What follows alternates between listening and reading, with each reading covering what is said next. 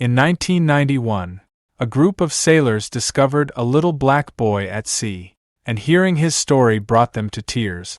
On July 18, 1991, somewhere off the coast of West Africa, the early morning sun broke through the mist as the crew of the cargo ship MV Baron Hope noticed something unusual bobbing in the waves.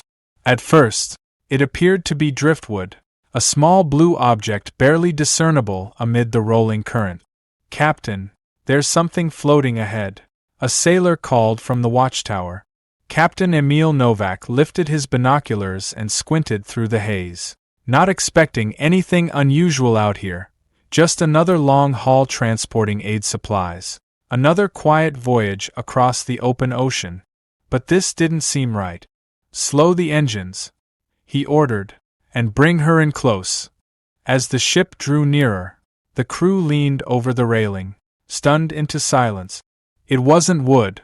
It was a child, a little black boy, no older than 3 or 4, curled atop a deflated inflatable raft, his legs dangling into the sea.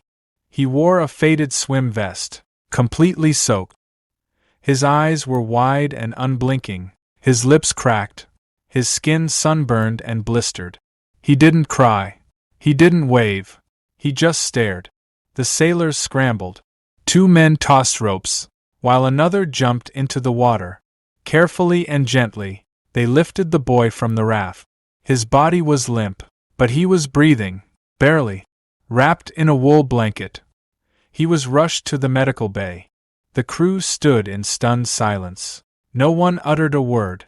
They had encountered castaways before, fishermen, smugglers, even pirates, but never a child. The boy remained silent for hours. He wouldn't eat or sleep. He simply sat on the infirmary cot, clutching a soaked red backpack that was too large for his tiny frame. Captain Novak entered and quietly sat beside him. "What's your name, little man?" he inquired. No response came. The boy's eyes flickered to him, then back to the floor. "Where's your family?" the captain gently asked. But still, there was nothing, only the boy's small hands gripping the backpack tighter. So, Captain Novak said nothing else and just stayed with him. That night, as the ship sailed further into the Atlantic, the crew took turns sitting close to the boy. They brought him warm soup, dry clothes, and toys from the storage bins, but he remained silent, neither crying nor angry, just quiet, as if something had hollowed out his voice. On the second day, a young sailor named Matteo offered him a pencil and a notepad. Slowly, the boy accepted it and began to draw a house, a woman with braids, a man in a red hat, a tiny blue boat, and a large wave. The captain and his crew observed in silence as the boy told a story, not with words, but through lines. On the third night, during a thunderstorm, the boy finally spoke, a soft whisper barely audible. "Mommy sang to me." Captain Novak sat upright. "What did she sing, son?" The boy didn't answer but opened his backpack. Inside was a soaked, torn photograph of a family portrait. The ink had run, yet the faces remained clear, 2 parents smiling with a boy between them. Tucked into a side pocket was a small, wet cassette tape with faded handwriting on the label, "For Malik, Mommy's Song." Matteo found a cassette player deep in storage and did his best to dry the tape. When it finally played, the entire crew stood in the infirmary listening. A woman's voice, rich and warm, filled the room. "Sleep, my love, beneath the sky, though the sea may whisper why. Hold my voice and do not fear. Mama's song is always near." Malik's lips trembled, and then he sobbed, the kind of cry that resonates from the bones, from memories, from a terror held for too long in a child's body. The sailors wept with him, men who had witnessed storms, death, and desperation, now weeping for a little boy found alone on a dying raft with only a backpack, a broken tape, and a mother's song. Malik clung to the captain, wrapping his small arms tight. "She told me to hold on," he whispered. "She said help would come. And it had. But the story he would share the next day about how he found himself alone in the middle of the ocean would leave them all completely shattered. The sun had barely risen the following day when Malik opened his eyes and asked for the captain. Captain Novak was already waiting in the hallway.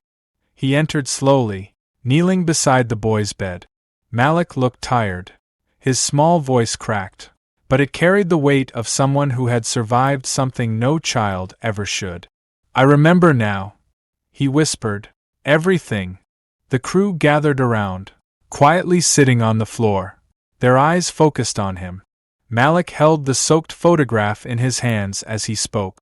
"My mommy's name was Imani," he began. "She always told stories. She said one day we'd go far away where we wouldn't be hungry anymore, where the sky had no fences." His bottom lip trembled. "One day she came home crying. She held me real tight and said we had to leave fast." Captain Novak gently asked, "Did she say why?" Malik nodded. "She said some men were coming. They wanted money. Daddy had borrowed it to get us out. But he got sick. We didn't have it." He sniffled. "So she took me in the night. We walked so far. And then a man put us on a boat, saying we'd be okay and that we'd make it to Spain. Mommy gave him her necklace. He told her it'd be safe." The sailors were frozen, listening to every word. "But the boat wasn't safe," Malik whispered. "There were too many people. The water started coming in. Mommy held me. She gave me the vest. She tied it on me tight." He paused, his eyes filling with tears. "There was a big wave. Everyone screamed. Mommy grabbed the floaty and put me on it. She kissed my face and told me to sing our song. That help would come, that I had to live. And then the water took her." He looked down, and silence engulfed the room. No one could speak. Tears streamed freely down the captain's face, while Mateo turned away, pressing his fist to his mouth. These were grown men, strong, hardened sailors, but none had heard anything so pure, so raw, so tragic. "You were out there alone for how long?" one sailor gently asked. Malik shook his head. "I don't know. Mommy said to close my eyes when it gets scary. So I did. Then I saw you." Captain Novak pulled the boy into his arms, his voice thick with emotion. "You're safe now, son.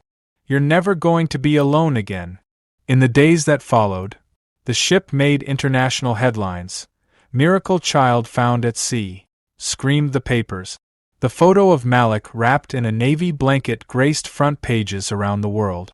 8 agencies, governments, and journalists all reached out, but Captain Novak kept the world at arm's length. He wasn't going to let Malik become a symbol. He was a child, a boy who had lost everything. He didn't need a microphone, he needed a family. So, Novak made a decision. When they docked in Portugal, Captain Novak completed the paperwork himself. He legally became Malik's guardian, adopted him, left the sea behind, and settled in a quiet coastal town. He bought a small house with a garden and built a new life for just the two of them. At night, Malik would sit on the porch, humming the song his mother had sung. And every year on July 18th, they would set a lantern out into the ocean. "For Mommy," Malik would say. When Malik turned 18, he delivered a speech at a memorial event honoring migrants lost at sea. His voice trembled, but he held the soaked photo in one hand and a fresh cassette in the other. "My mother died with the hope that someone would help me," he said, "and someone did. I'm here today not because I survived the ocean but because love found me." Afterward, not a single eye in the room was dry. Today, Malik runs a nonprofit called Imani's Light, dedicated to rescuing migrant children and reuniting families across borders. Every success story, every child saved, begins with the memory of a woman who sang her son to safety and the sailors who chose to listen.